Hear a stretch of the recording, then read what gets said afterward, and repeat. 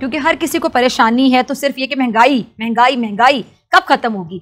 हुकूमत ही कहती है डॉक्टर साहब कि पाकिस्तान वाहिद मुल्क नहीं है बल्कि दुनिया भर में महंगाई है और बढ़ती चली जा रही है, मगर क्या दुनिया के जो दीगर ममालिक हैं वहां भी डॉलर की कीमत में इसी तरह इजाफा हो रहा है डॉक्टर साहब, जिसकी वजह से जो हमारे मुल्क में खाने पीने की चीजें हैं वहां से शुरू हो जाएं अद्वियात तक आम आदमी की पहुंच से सब कुछ दूर होता चला जा रहा है। अच्छा, अगर डॉलर की बात करूं तो आज कारोबार के इख्तिताम पर इंटरबैंक में डॉलर 30 पैसे महंगा होकर 171 रुपये 4 पैसे पर बंद हुआ है और ये जो डॉलर है समझ लें कि तारीख की बुलंद तरीन सतह पर है इंटरबैंक में।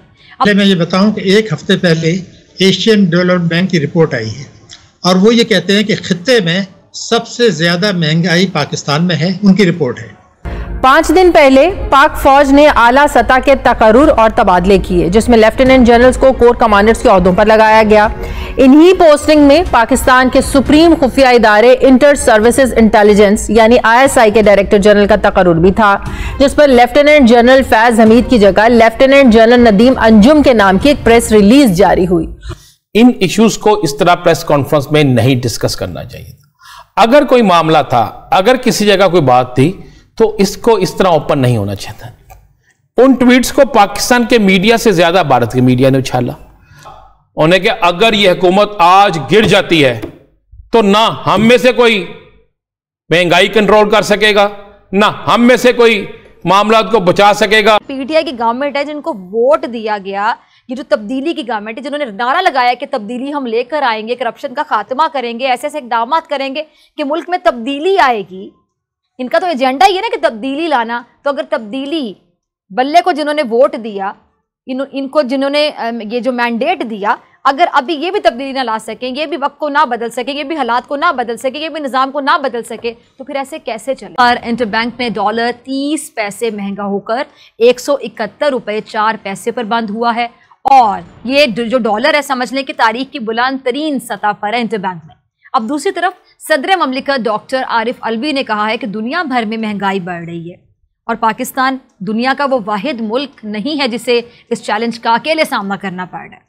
इस सारी सिचुएशन पे बात करने के साथ एक मौजूद मेहमान मौजूद हैं, किसी तारुफ के मोहताज नहीं, माहिर मुआशियात हैं डॉक्टर शाहिद हसन सिद्दीकी साहब। डॉक्टर साहब बहुत शुक्रिया वक्त देने के लिए। डॉक्टर साहब सबसे पहले बात मैं कर लेती हूँ महंगाई की, क्योंकि हर किसी को परेशानी है तो सिर्फ ये कि महंगाई महंगाई महंगाई कब खत्म होगी। हुकूमत ही कहती है डॉक्टर साहब कि पाकिस्तान वाहिद मुल्क नहीं है बल्कि दुनिया भर में महंगाई है और बढ़ती चली जा रही है, मगर क्या दुनिया के जो दीगर ममालिक हैं वहां भी डॉलर की कीमत में इसी तरह इजाफा हो रहा है डॉक्टर साहब, जिसकी वजह से जो हमारे मुल्क में खाने पीने की चीजें हैं वहां से शुरू हो जाएं अद्वियात तक आम आदमी की पहुंच से सब कुछ दूर होता चला जा रहा है।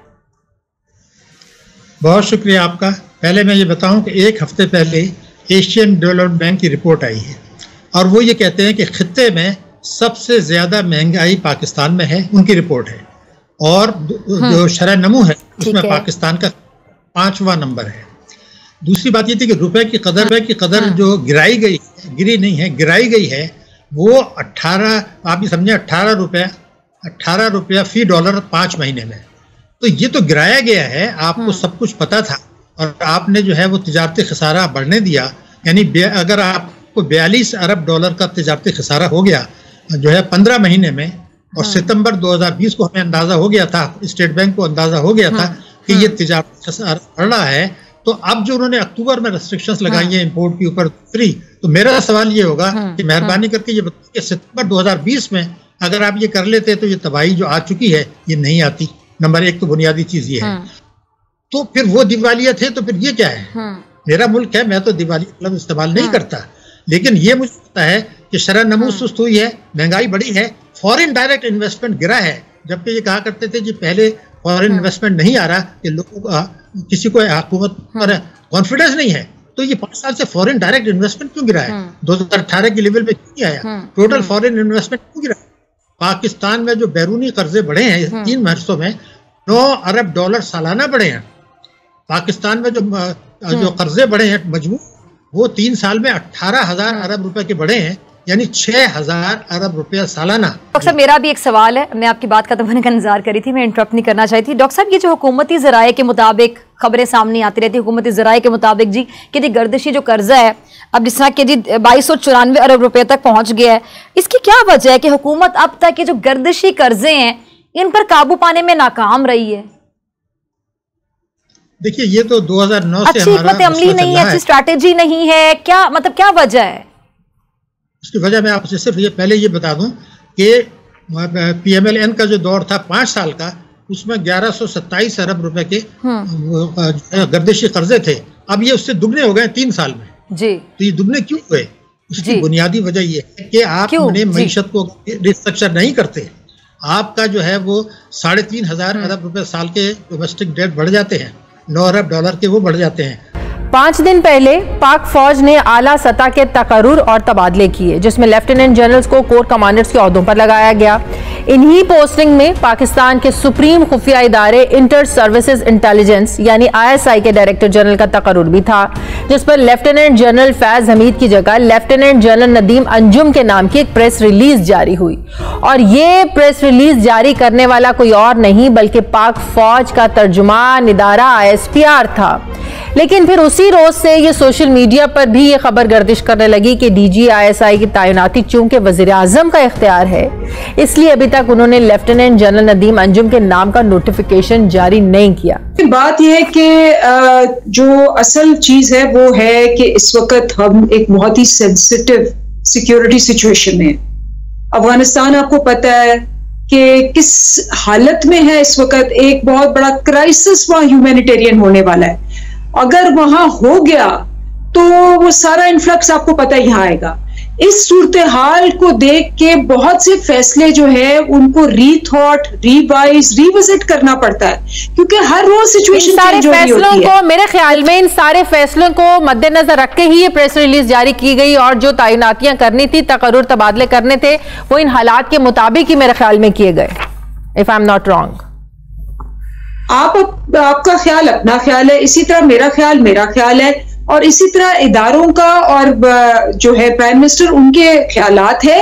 और ख्यालात जो होते हैं, बेहतरीन बहन भाई एक ही फैमिली के जो लोग होते हैं उनके मुख्तलिफ ख्यालात होते हैं, लेकिन वो बैठ के डिस्कस करते हैं, उसके प्रोज एंड कॉन्स देखते हैं, उसके बाद जो एक फैसला निकलता है उसके अंदर हर एक की राय शामिल होती है। वो एक तो बेहतर फैसला होता है और उसमें ओनरशिप भी आती है।